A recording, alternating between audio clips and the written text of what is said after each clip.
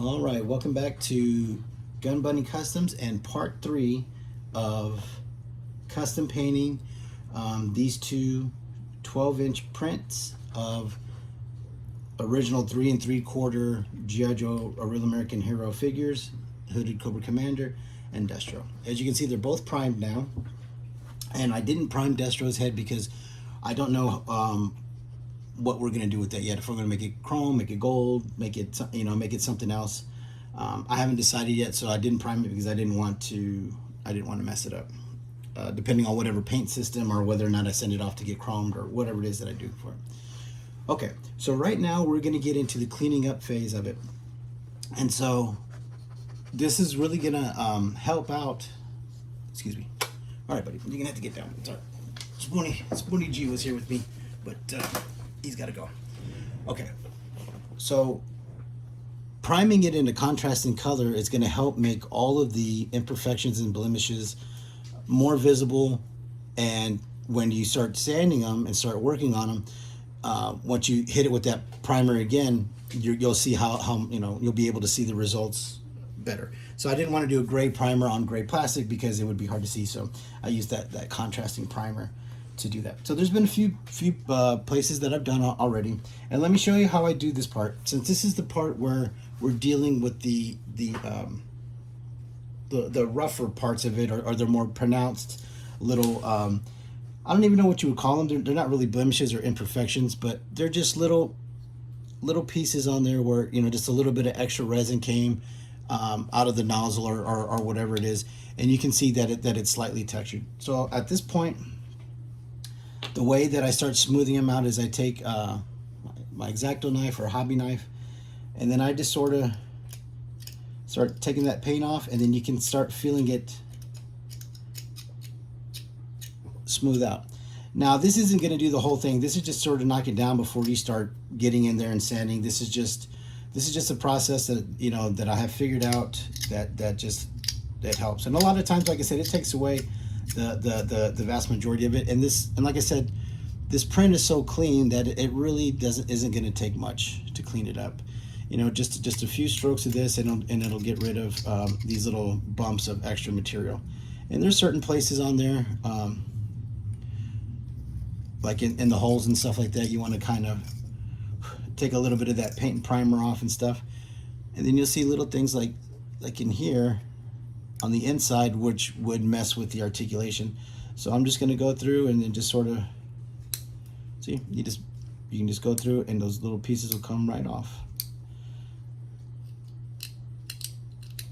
You can take the bigger chunks off, like I said, with this, whittle it down a little bit, get it close, and you'll feel it. You'll feel the blade catch and not catch.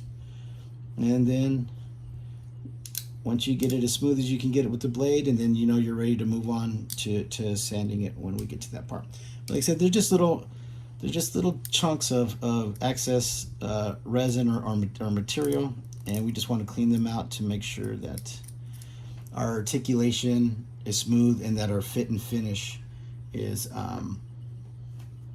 proper.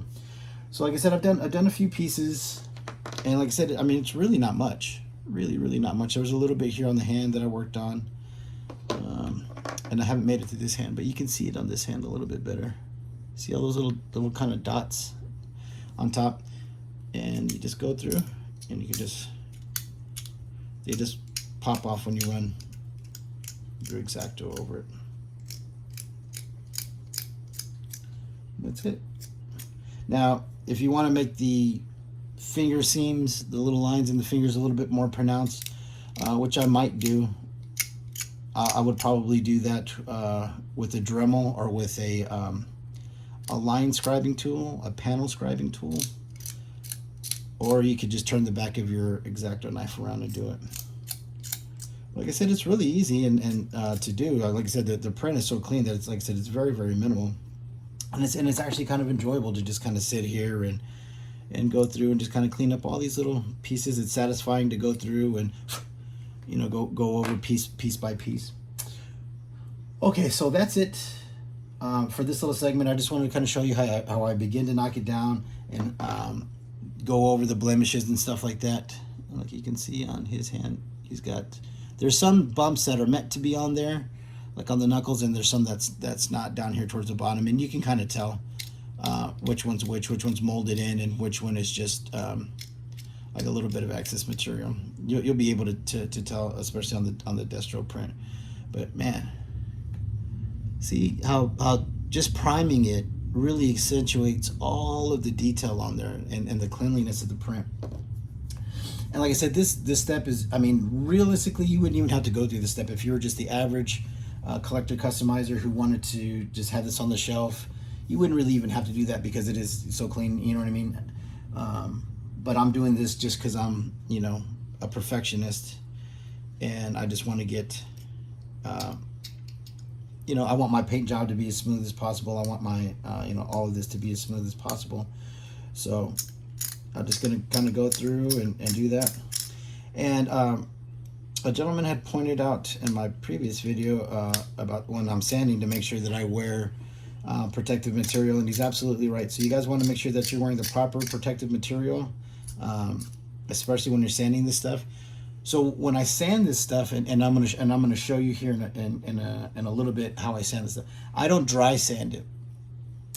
You know, I used to do that, you know what I mean, and I would wear, you know, glasses and at the very least a bandana over my mouth and nose, and then sometimes I wouldn't, you know what I mean. Sometimes you're just in the moment and you're lazy and you go through it, and before you know it, you've been dremeling for an hour and your whole face is covered with that dust, and it's all in your nose and eyes and all that kind of stuff. So what I do now is in that bucket that I showed you earlier, and like when I was scuffing it, all of the pieces are submerged in there, and then I have the water lightly running into the bucket. And so as I'm scuffing and I'm sanding, I'm basically just wet sanding it in that water. And so that way, all of that dust and debris, you know, from the primer or from the mold, you know, from the resin, the oil and residue of the resin on the print of that material, all that stuff, and then just the actual little particles of the material that's getting sanded off. That way you don't breathe it in. So I just sand at the sink, you know, run, you know, a small stream of warm water and into that bucket, and that's how I do it. And then I just pour the bucket out, so that way you don't have to worry about vacuuming. I mean, you know, vacuuming or sweeping up all of that shit, because it is a huge pain in the ass. So I'm gonna go through and finish cleaning these up, and then I'll show you the results. And then the next step is going to be painting a base coat on these. And like I said, this guy's going to be this red color. Cobra Commander is going to be red, and Destro is going to be this cool purple. So it looks like we're probably going to get through 100% of this figure and 90% of this figure, because I still don't know what I'm going to do with the head. I'm going to be heading off to Hobby Lobby here in a little bit to go find the spray cans for the base coat. I'm going to probably look for like tester silver or gold, something like that. To be the base coat for these, and that way we can, you know, hopefully kind of brighten up the colors that are on top. And then once we do that, we're going to go over the detail painting of it, all the little things, and then we are going to have the last video of it being the final reassembly and putting in the screws and the pop rivets. Okay, so that's it for now. Just stand by. Like I said, I'm going to be working on these, and then once we paint, then I'll come back for a next segment, not a next episode, but the next segment, we'll come back. I'll spray the base coats, and then I'm going to start laying these on. So hopefully by the end of this episode, you will see these colors on there. It's going to go from here to getting sanded, to getting primed again, base coat, colors, and then we'll be working on the detail painting and final assembly, hopefully in the last episode. All right, we'll stand by for the next segment, and we'll be back shortly. All right, welcome back to Gun Bunny Customs. Okay, so here we go with the next segment. So I have worked on all the areas that I thought were, you know, just needed a little bit of cleaning up. Like I said, the print was pretty smooth. So I also primed Destro, and so I'll be, I'm going to be working on getting him cleaned up while this paint dries. Okay, so for the next step for this guy, I'm going to give it a quick once over of this primer again, and then I'm going to hit it once it dries. I'm going to hit it with this base coat. Now I'm using a silver coat to kind of help accentuate these sort of metallic anodized colors.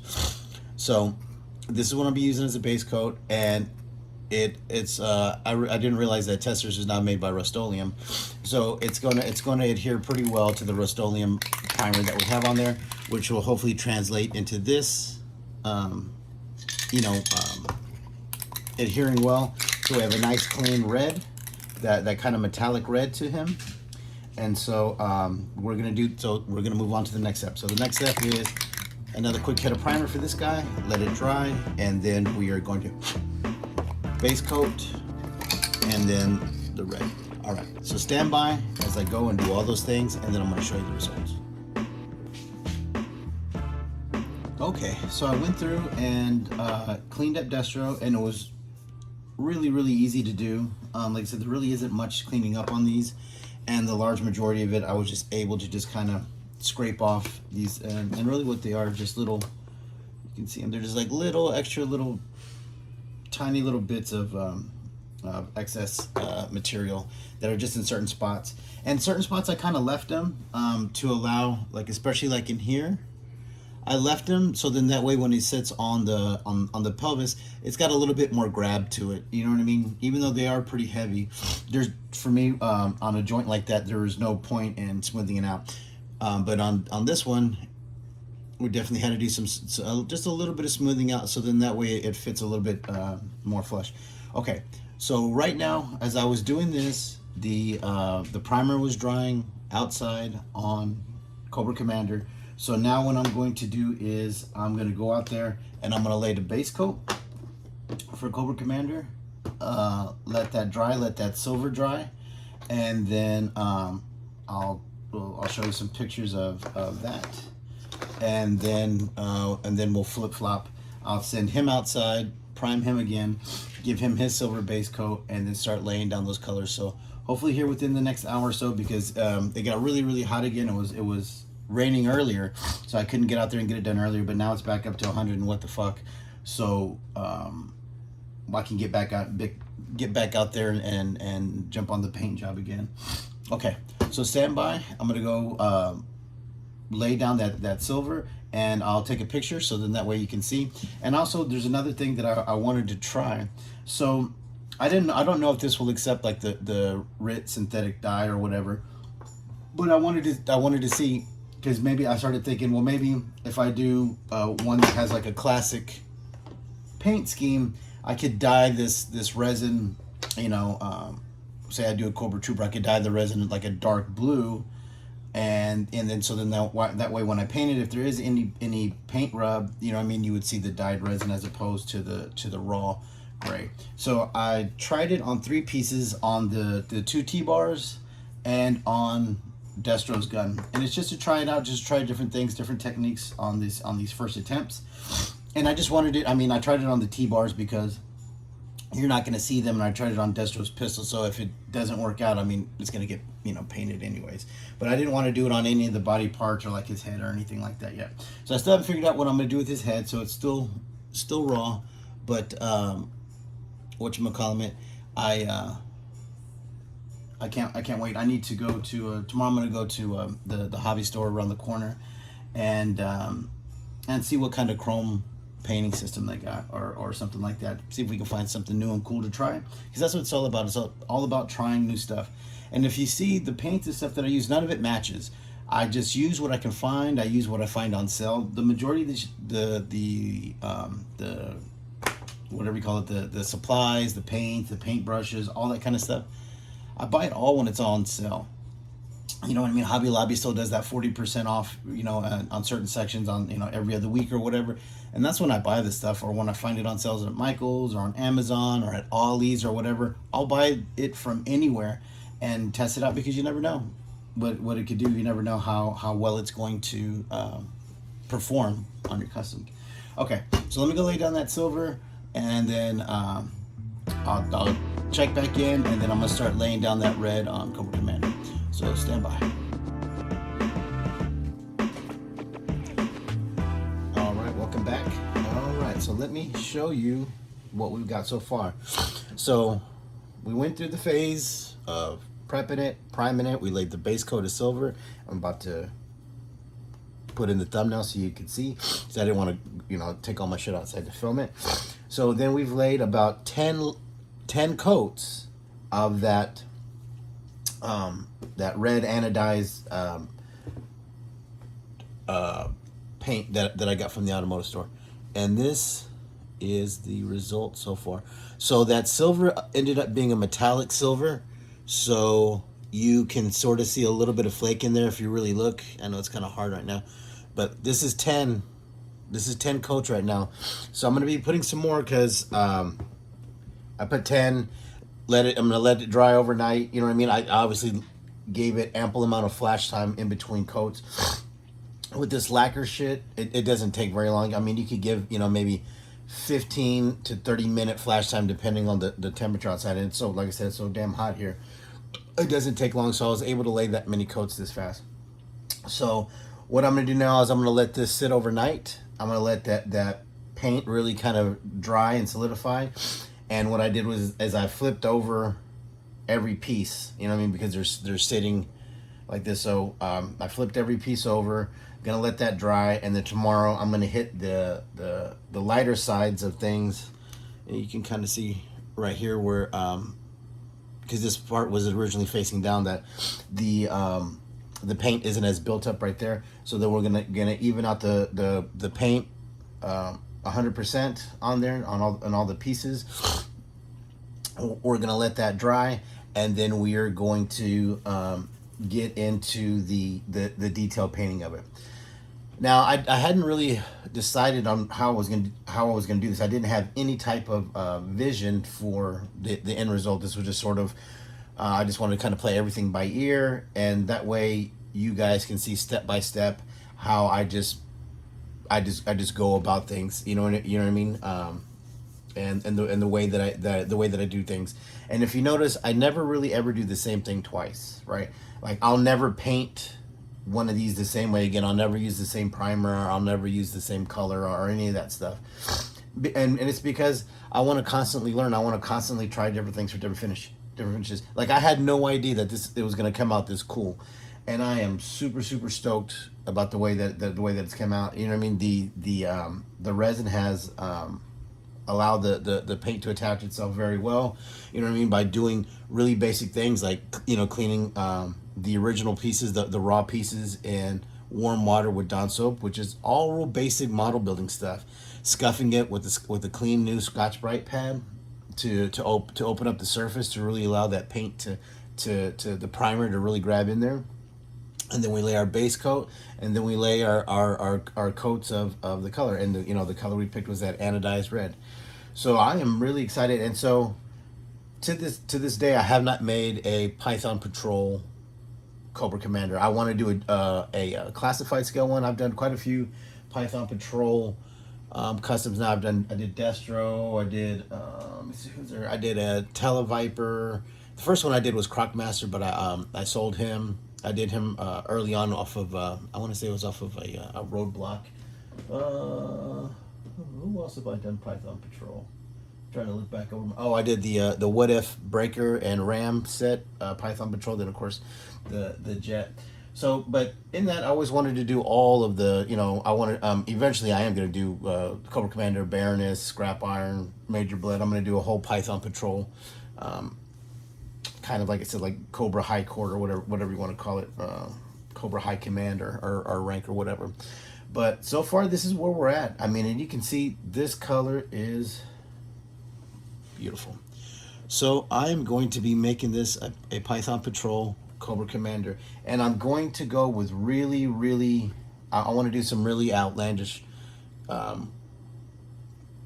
scales on there, that sort of diamond pattern scale, and I'm leaning on maybe doing like a bright lime green to make it really clashing and noticeable.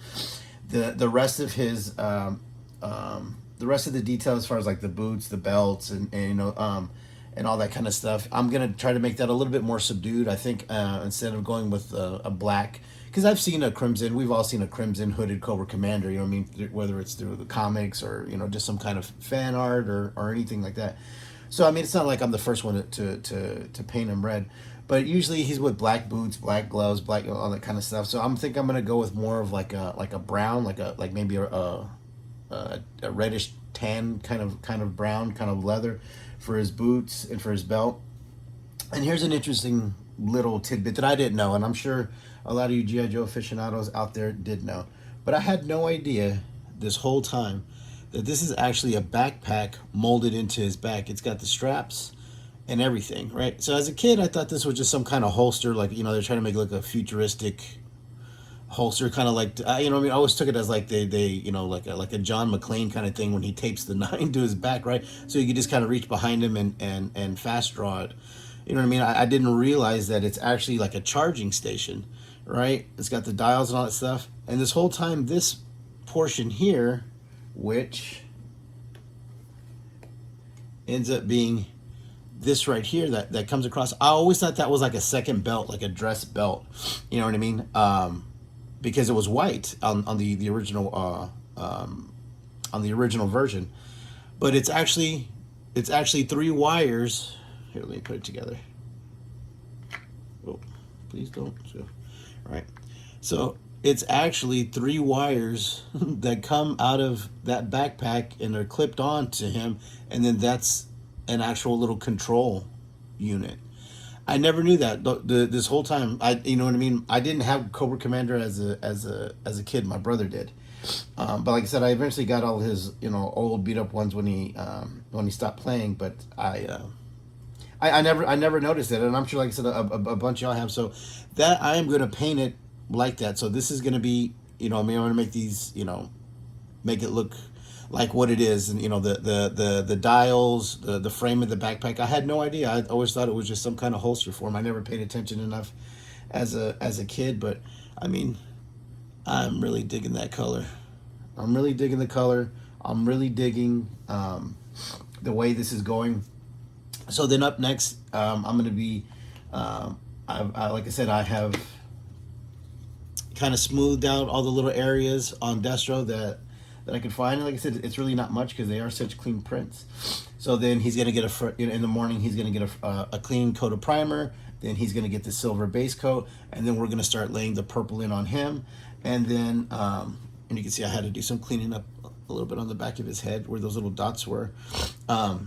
But then I am going to be venturing out sometime tomorrow to a hobby store that's not too far from here and seeing what they have as far as some kind of chrome paint or any kind of like little chroming system, because, you know, I don't want to just color it with a Molotov marker, and I don't just want to, you know, spray that same silver that I sprayed on there, even though that would work because it's kind of a metallic silver. That may end up being what I end up doing, and then, you know, doing a couple of coats of that metallic silver and then letting it dry really good, and then just putting, you know, maybe 15 to 20 coats of a high gloss, and then, you know, getting some kind of little buffing pad for the Dremel, and then just keep dremeling it and buffing it and putting on layers and layers and layers and layers until I get it as high polished looking as I can. And that might be the way to go, and that might be a cool little thing to see if we can actually make that happen, if that would actually work. You know what I mean? You always want to try something new. I want to try something new on everything I did. You know, just ordering these and painting these and taking the chance on it, because like I said, I don't know anybody who had purchased one of these. I don't know anybody who painted one of these or anything like that. So this whole experience is all brand new to me. So, you know, and that's why I kind of wanted to take you step by step in these videos of how I do them, and how I just sort of make these crazy decisions on how to paint them or what to paint them. It's just all on the fly. A lot of this, none of this stuff is really, you know, planned. Some things are when I'm trying to replicate, like say, like when I turn this into the weapons transport, where I try to replicate that, you know what I mean? I obviously have to do some kind of referencing to make that vehicle look that way. But with something like this, where, I mean, he's a figure, he's disassembled, you got to paint him and assemble him. We're not doing any kind of sculpting on him. We're not doing any kind of, you know, like heavy modding and having to fabricate and all that kind of stuff. It's simply just a straight up paint job. And the assembly is basically one step more than what, you know, you would have to have done as a child and taking apart, your GI Joe and then putting him back together, right? Gonna have to screw the legs together, you know, put the T-bar in and the O-ring, you know, have the arms riveted, you know, put them in the torso, the head, click it all in there and stick the screw in the back. Assembly is going to be exactly the same, which is cool because we're gonna see how fast it's gonna be. So it's not gonna take that long of time. So yeah, man, we're looking good. We're steaming ahead. And I am going to be putting obviously some Cobra logos on there. Now I have these white ones that I got from Bad Mother Tattoos and Customs. And usually in my videos, I had been I had just always called him Bad Motherfucker because I thought that's what it really was, because I thought it was named after the wallet from Pulp Fiction, Jules' wallet. So I always reference him as Bad Motherfucker. I had no idea that it was Bad Mother's Tattoos and Customs. So I'm sorry about that, buddy. I do use your products. I like your products, and I apologize for kind of mispronouncing your name. But these decals are some bad motherfuckers, so I am glad that I got them from you. So I'm going to be putting one on the forehead of the on the forehead of the hood, and then I will be putting one center mass on his chest. So and you know, maybe I might put one on a sleeve or something like that, or something, because I'll be doing a stripe down the left leg like he always has. He had the one blood stripe down the left leg. I believe that the one opposite of the dagger. So it's the right leg. Well, anyways, we'll get to that. I'm babbling. We'll get to that point. So that's it for tonight. We're gonna let this dry overnight. Let this really, really harden well. Like I said, we flipped them over. So then tomorrow we're gonna lay about 5, 6, 7 more coats on this side. So that way we can kind of try to even out the finish and the depth of the color. So then that way, once we put them together, certain pieces don't look lighter or darker. It looks uniform. And then I think what I'm going to do is once we get that and he's all dry, then I'm going to put him together. And then once he's together, I may try to do some the detail painting. I don't know. Well, we'll see how it goes, or see how I feel like doing it. I might just. I mean, I guess what's the point of that, right? We should just do it while they're apart. So we'll get to that part. Like I said, I'm gonna go with a Python Patrol diamond pattern on here, and I'm in my head I see it as like a bright lime green, so it can be extremely noticeable and clashing. And then we're gonna do some kind of reddish tan brown leather for the boots and for the gloves. And then we'll just kind of figure out the rest for like the buttons and stuff like that. I don't want it to be too contrasting, so I might just do like a flat burgundy or darker red, something like that, with the dagger and the sheath. I'll probably use that same kind of brown to keep the uniformity, and then do silver or chrome with some detailing on the handle and hilt of the dagger. But so I mean, really, you know what I mean, he's pretty much smooth. So the what's going to take a long time is going to be doing that Python Patrol pattern, but it's going to be good. So for anybody who's wanted to learn, or or was curious about how I did all of those Python Patrol figures and vehicles and how I lay on those stuff with the figures, it's just hand painted. I start with one line and then I build just by eyeballing distance in any direction, and then create that diamond pattern. And I'll show you I'll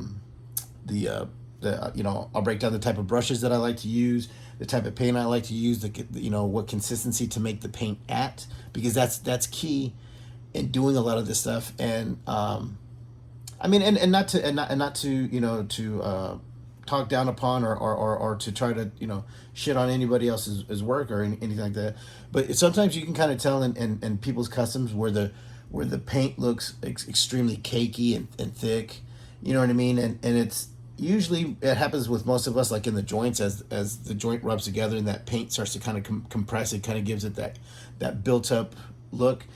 But a lot of people, you see them and their paint is real thick, and it's I mean, it's just caked on like they did it in one big thick layer, and that's the wrong way to paint it. You want to put a little bit of water in that acrylic paint, thin it out, get a nice viscosity, so that way it's thin enough to move it around, so when it dries and it you know, it flattens out because it's a liquid, so it's gonna automatically go to the lowest point. It stays nice and smooth, because if you got it clumpy or real thick, I mean, yeah, it's going to compress a little bit, but it's still going to be, you know what I mean, it's still going to be real thick and cakey. So I'm going to show you how I get the correct viscosity in the paint, how I just basically eyeball all the lines, and I, like I said, I paint away from me, I paint backwards. And so I'll go through the process of showing how I do that. We'll lay on the decals, we'll do all the other stuff, and that's going to be hopefully in tomorrow's video, depending on whether or not I get my son tomorrow night. Okay, well, that's it for today. Yeah, you have a good night. I am going to be editing this video and posting it in the morning, and then hopefully, like I said, jumping on the detail work after we lay on some more layers on this. All right, well, you have a good night, and we'll see you in the next episode.